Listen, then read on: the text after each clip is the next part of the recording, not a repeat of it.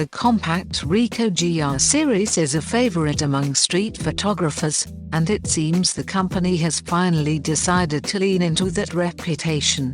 Ricoh Imaging unveiled a street edition of the Ricoh GR3, with a bright yellow ring around the lens and a couple of exclusive accessories.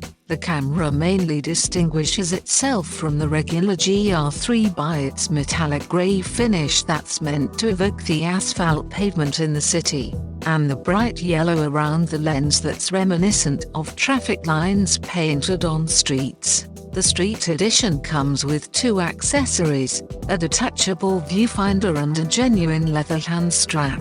The regular street edition, launching in autumn of 2020, is just a GR3 with a new paint job and a special edition graphic that will be displayed on the rear LCD. The metallic grey finish apparently also features a grain texture that improves grip, and there's a full press snap feature coming to the street edition first. This feature allows you to focus on the specified distance and shoot with one tap, but it will be added to the regular GR3 via firmware update after the special edition is launched. Only 3,500 of the Ricoh GR3 Street Edition kits will be sold, and they are available to order now for $1,200.